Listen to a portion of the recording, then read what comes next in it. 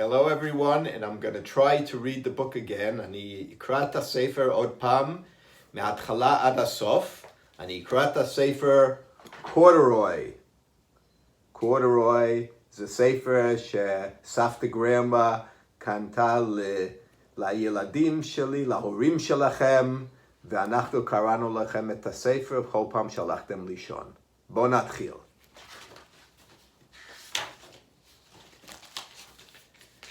The store was always filled with shopping buyers, all sorts of things.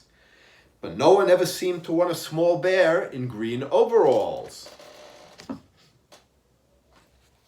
Then one morning, a little girl stopped and looked straight into the corduroy's bright eyes. "Oh, Mommy," she said, "look, there's the very bear I've always wanted." "Not today, dear," her mother said.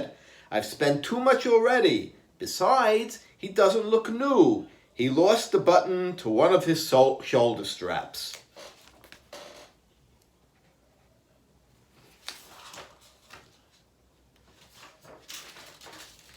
Corduroy watched them sadly as they walked away. "I didn't know I'd lost the button," he said to himself. "Tonight I'll go and see if I could find it."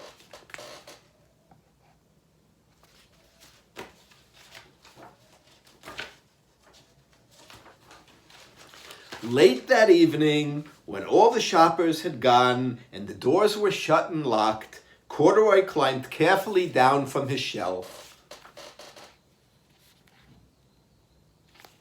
and began searching everywhere on the floor for his lost button.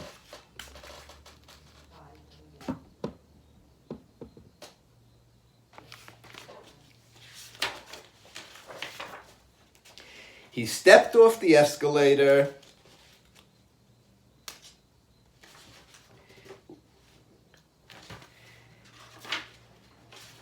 Suddenly, he felt the floor moving under him. Quite by accident, he had stepped onto an escalator and he went up.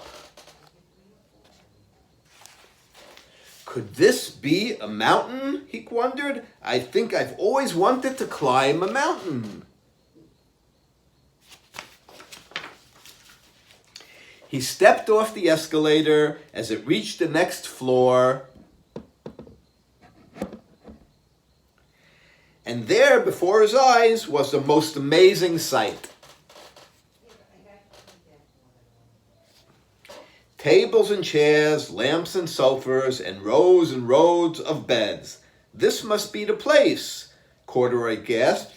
"I guess I've always wanted to live in a place."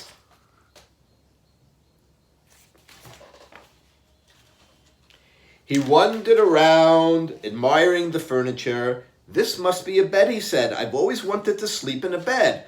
And up he crawled onto a large, thick mattress.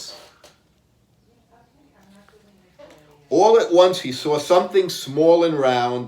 "Why, here's my button," he cried, and he tried to pick it up, but, like all other buttons on the mattress, it was tied down very tight.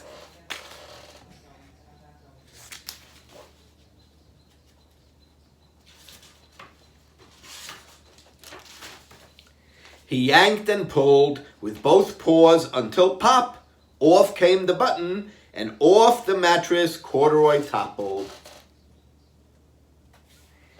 Bang! Onto the tall floor lamp, over it fell with a crash.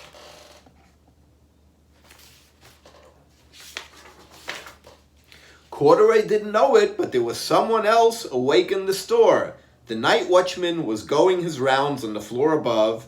When he heard a crash, he came dashing down the escalator.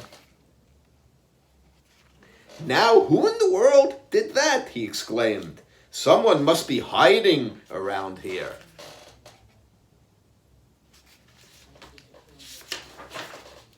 He flashed his light under and over the sofa and beds until he came to the biggest bed of all. And there he saw two fuzzy brown ears sticking up from under the cover. "Hello," he said. "How did you get upstairs?"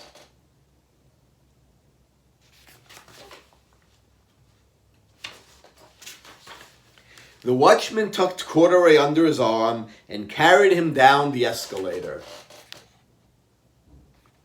and set him on the shelf in the toy department with the other animals and dolls.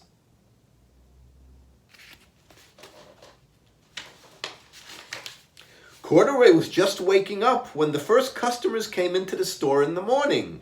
And there, looking at him with a wide, warm smile, was the same little girl he'd seen only the day before.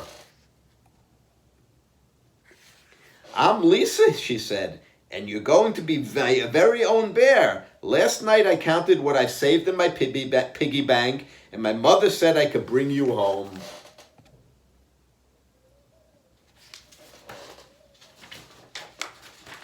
"Shall I put him in a box for you?" the lady asked. "Oh, no, thank you," Lisa answered, and she carried Corduroy home in her arms.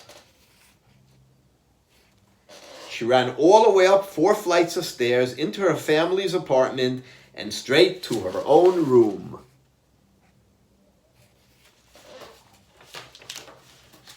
Corduroy blinked. There was a chair and a chest of drawers, and alongside a girl-sized bed with a little bed just the right size for him. The room was small, nothing like that enormous palace in the department store.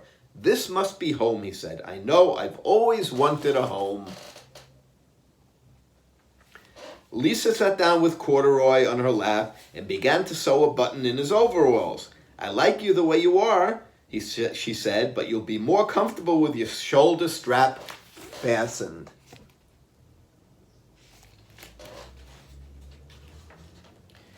"You must be a friend," said Corduroy. "I've always wanted a friend." "Me too," said Lisa, and gave him a big hug. I hope you enjoyed that story. Tomorrow I'm going to read to you Curious George.